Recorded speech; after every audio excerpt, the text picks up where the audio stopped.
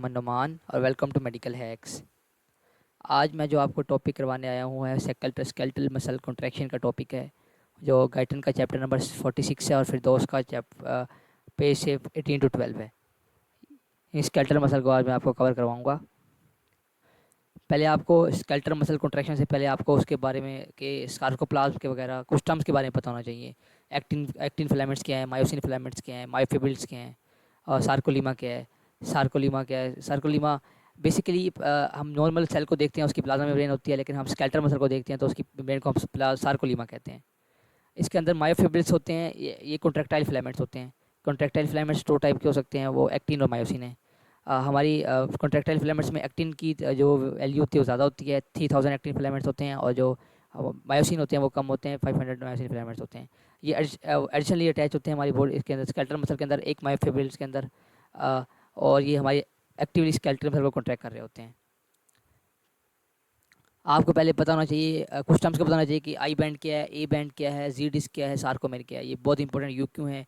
सबसे इंपॉर्टेंट है कि जी डिस्क क्या है और आई बैंड ए बैंड क्या है, आपको उसका कंसेप्ट पता होना चाहिए।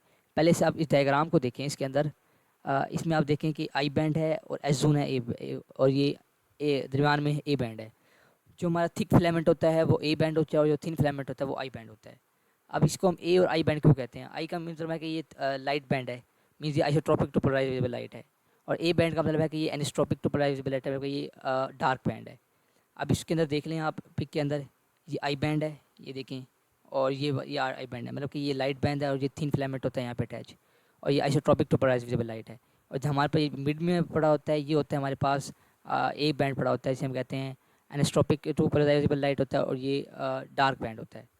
इसके अलावा एच जोन है, ए बैंड के ए बैंड डार्क बैंड है, लेकिन उसकी मिड में एक लाइन इंटरसेक्ट करती है जिसे हम कहते हैं एच जोन कहते हैं। एच का मतलब है कि ये लाइट जोन होती है, यानी डार्क के दरमियान में एक लाइट सी लाइन इंटरसेक्ट करती है, उसे हम एच जोन कहते होते हैं।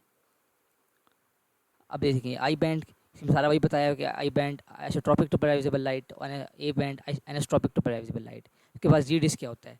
द पोर्शन जी डिस्क होता है, ये देखें, इसे जी डिस्क, ये आपको डायग्राम में नज़र आ रहा होगा कि ये जी डिस्क है, देखें। अब दी portion between two Z disc का सार्कोमेयर, ये बहुत इंपॉर्टेंट यू क्यों है कि व्हाट इज सार्कोमेयर्स, और इसकी लेंथ कितनी होती है? टोटल 2 माइक्रोमीटर्स की लेंथ होती है। The portion between two Z disc का सार्कोमेयर, यानी इसके अंदर ए बैंड आई बैंड जितना भी सब कुछ आ रहा है, सिर्फ ये सार्कोमेयर के अंदर आ रहा है, एक सार्कोमेयर के अंदर आ रहा है। The portion between two Z disc इसका द सार्कोमेयर, और ये कॉन्ट्रैक्टाइल यूनिट होता है और इसकी जो लेंथ होती है 2 माइक्रोमीटर होती है। ये देखें, यहाँ पे बताया हुआ है कि 2 माइक्रोमीटर है और ये सार्कोमेयर है, व्हाट इज सार्कोमेयर। यानी अब इसके अंदर आपको ये टर्म्स बताने चाहिए कि A band, what is A band, what is I band, what is thick filament, what is thin filament and what is sarcomere. उसके बाद एक और कुछ प्रोटीन्स होती हैं जिसे हम कहते हैं टाइटन होते हैं, वो ये देखें। अब ये देखें कि हमारा जो डार्क बैंड है जिसे हम ए बैंड कहते हैं वो जी डिस्क के अटैच होता है विद हेल्प ऑफ टाइटिन। ये टाइटिन एक फिलामेंटस प्रोटीन होती है, ये लार्जेस्ट प्रोटीन होती है जिसका मोलिकुलर वेट अबाउट 3 लाख होता है, और ये हमारी बॉडी के अंदर होती है। ये देख 3 मिलियन होता है, देखें 3 मिलियन इसका उसके प्रोटीन है, इसका वेट है, और ये हमारे डार्क बैंड को अटैच कर रही होती है जी डिस्क के साथ।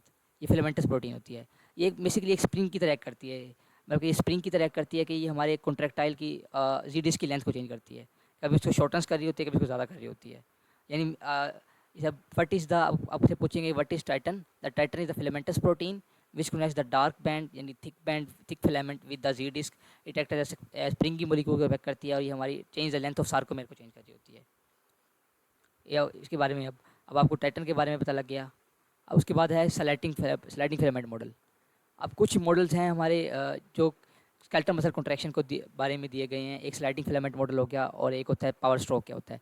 पहले आपने स्लाइडिंग फिलामेंट मॉडल है, ये तो आपने एफएससी में पढ़ा था कि what is sliding filament model है, कि जब एक्शन नॉर्मल, आपको पता है कि हमने पहले एक्शन पोटेंशियल बताया था आपको कि जब सोडियम इन्फ्लक्स होता है तो एक्शन पोटेंशियल आता है। अब इसके अंदर हम आपको एनएमजी भी पढ़ाएंगे, लेकिन वो आगे है, अभी आप सिर्फ ये कंसेप्ट समझ लें कि जब कैल्शियम का इन्फ्लक्स होता है, एसिटाइलकोलिन रिलीज होता है प्री सिनेप्टिक टर्मिनल से, वो एक्ट करता है पोस्ट सिनेप्टिक टर्मिनल के ऊपर, और वहाँ पे सोडियम इन्फ्लक्स होता है। जैसे सोडियम इन्फ्लक्स होता है मतलब कि एक्शन पोटेंशियल जनरेट होता है, और उसके बाद जब एक्शन पोटेंशियल जनरेट होता है तो हमारे कैल्शियम रिलीज होते हैं फ्रॉम सार्कोप्लाज्मिक रेटिकुलम से। जब सार्कोप्लाज्मिक रेटिकुलम से कैल्शियम रिलीज होते हैं, वो इंटरेक्ट करते हैं ट्रोपोनिन सी के साथ, तो उसके बाद ट्रोपोनिन सी से इंटरेक्ट करते हैं, तो फिर हमारा ट्रोपोमाइसिन डिस्प्लेस हो जाता है, और उसके बाद हमारा जो मायोसिन हेड है ना वो अटैच हो जाता है एक्टिन साइड्स के ऊपर। ये सारा आप एफएससी में पढ़ चुके हैं, ये एक नॉर्मल कॉन्सेप्ट है जो आप पहले एफएससी में पढ़ चुके हैं, जिसकी वजह से वो अटैच होता है तो हमारी एक मूवमेंट होते हैं, हम कहते हैं स्लाइडिंग फिलामेंट मूवमेंट कहते हैं, स्लाइडिंग फिलामेंट थ्योरी हो सकती है। इसमें क्या होता है, हमारी जो जी डिस्क है वो शॉर्टन हो जाती है, जो जी डिस्क है क्लोज आ जाती है, आई बैंड शॉर्टन हो जाता है, ए बैंड पे कोई इफेक्ट नहीं पड़ता। ये सब कुछ स्लाइडिंग फिलामेंट मैकेनिज्म के अंदर होता है। ये सब आप पहले एफएससी में पढ़ चुके हैं। ये मैं आपको सिर्फ रिवाइज करवा रहा हूँ कि sliding filament model, what is sliding filament model, कि जी डिस्क क्लोज हो जाती हैं, आई बैंड शॉर्टन हो जाते हैं, ए बैंड पे कोई इफेक्ट नहीं पड़ता, एक्सोन डिसअपेयर हो जाता है। ये सब कुछ स्लाइडिंग फिलामेंट थ्योरी के अंदर आता है। उसके बाद power stroke, what is power stroke. अभी हमने स्लाइडिंग फिलामेंट मॉडल डिस्कस किया, उसके बाद व्हाट इज़ पावर स्ट्रोक है। अभी जैसे मैंने बताया कि अभी जैसे कैल्शियम आया है, कैल्शियम ने इंटरेक्ट किया है, ट्रोपोमेसिन डिस्प्लेस हुआ है। अब जैसे डिस्प्लेस हुआ है तो अब एटीपी अटैच हुई है मायोसिन हेड के ऊपर। अब मायोसिन हेड ने एक्टिन साइड पर अटैच होता है। अब जैसे वो अटैच होगा तो इंटरमोलिकुलर फोर्स चेंज होगी बिटवीन मायोसिन हेड और आर्म के दरमियान में। उसके बाद टिल्टिंग होगी head to arm, this is called the power stroke. इस टिल्टिंग को हम पावर स्ट्रोक कहते हैं basically.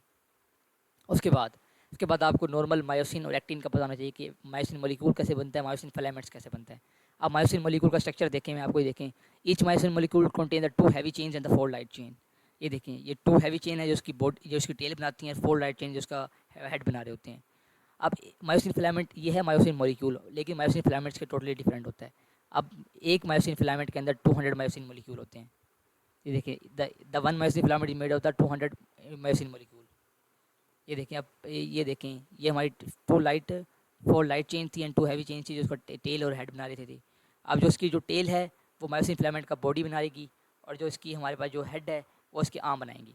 This head plus arm इसका द क्रॉस ब्रिज। ये क्रॉस ब्रिज बहुत इंपॉर्टेंट है। ये आपको एज इट इज टिप पे होना चाहिए कि मायोसिन फिलामेंट में कितनी चेंज होती हैं, इसका मोलिकुलर वेट क्या होता है, कैसे कैसे बनता है, और व्हाट इज़ द हिंग रीजन क्या होता है। उसके बाद इसकी लेंथ वगैरह आप देख लेना, आपको याद हो जाए तो वेल एंड गुड है। आप इसके फिंगर टिप पे होनी चाहिए, आपकी लेंथ क्या होनी चाहिए, सब कुछ वगैरह वगैरह। उसके बाद हमने पढ़ा मायोसिन, अब एक्टिन पढ़ना है हमने। What is actin. एक्टिन के लिए आपको डायग्राम आनी चाहिए कि एक्टिन क्या है। ये देखें, ये एक्टिन है। Each actin cotton the F actin molecule होता है, जी एक्टिन और एफ एक्टिन मोलिक्यूल्स होते हैं। ये देखें, this F G actin molecule cotton ADP molecules होते हैं। और ये एडीपी मोलिक्यूल ही वो साइट है जहाँ पे मायोसिन के हेड में अटैच होना होता है, और वहाँ से ही कॉन्ट्रैक्शन होती है। ये देखें, ये सारा जीटीपी और एटीपी और जी एक्टिन और F actin protein complex called the actin molecule. उसके बाद ट्रोपोमायोसिन क्या होता है। ट्रोपोमायोसिन ट्रोपोमायोसिन भी एक प्रोटीन है जिसका मोलिकुलर वेट 440 नैनोमीटर है, और वो भी जी और एफ एक्टिन के साथ ही अटैच होती है। ये देखें, ये ट्रोपोमायोसिन अटैच हो रहा है। ये जी एक्टिन है, ये एफ एक्टिन है, ये मोलिक्यूल्स ऑफ एटीपी हैं जहाँ पे अटैच हो रहे हैं मायोसिन हेड ने, और ये ट्रोपोमायोसिन अटैच हो रहा है। अब जब और ये ट्रोपोनिन है। ट्रोपोनिन क्या होता है। ट्रोपोनिन ये देखें, ये होता है ट्रिपल पोलिपेप्टाइड कम्प्लेक्स होता है, 3 पोलिपेप्टाइड कम्प्लेक्स। ये देखें, जो ऊपर अटैच हो रहा होता है ट्रोपोमायोसिन के ऊपर अटैच है। देखिए 3, एक होता है एक कम्प्लेक्स होता है ICT, I4 calcium, T4 tropomyosin, एक I4 एक्टिन के लिए होता है। अब जैसे कैल्शियम आता है हमारी बॉडी के अंदर साइटोप्लाज्म रेटिकुलम से, उसने अटैच होना है ट्रोपोनिन C के साथ अटैच होना है। जैसे वो ट्रोपोनिन C से अटैच होगा तो हमारी ट्रोपोमायोसिन डिस्प्लेस होगी। जैसे जैसे ट्रोपोमायोसिन डिस्प्लेस होगी तो हमारा मायोसिन हेड है उसको मौका मिलेगा कि वो एक्टिन साइड पे अटैच होगी, क्योंकि एक्सपोज हो जाएंगी एडीपी साइड्स। जैसे वो अटैच होगी तो पावर स्ट्रोक होगा, और वहाँ पे हमारी स्लाइडिंग फिलामेंट थ्योरी होगी। ये सारा आपको कि मायोसिन एक्टिन वगैरह वगैरह ये आपको सब कुछ आना चाहिए, क्योंकि ये बहुत इंपॉर्टेंट क्यों हैं, और ये छोटी छोटी टर्म्स वगैरह आती हैं। उसके बाद आपको बताएं कि पीएमयू आप व्हाट्सएप ग्रुप है, यहाँ पे आपको हर किस्म की गाइडलाइन मिल सकती हैं, फिजियो की हर चीज़ किस्म की आपकी गाइडलाइंस बुक्स मिलेंगी, अवेलेबल होंगी, तो आप इसको ज्वाइन करें। और आखिर में शुक्रिया। बाकी जो जितने टॉपिक बचा हुआ है फ़नी फैक्ट वगैरह ये आपको डॉक्टर सहल कवर कराएंगे। आज के लिए सिर्फ इतना ही, शुक्रिया।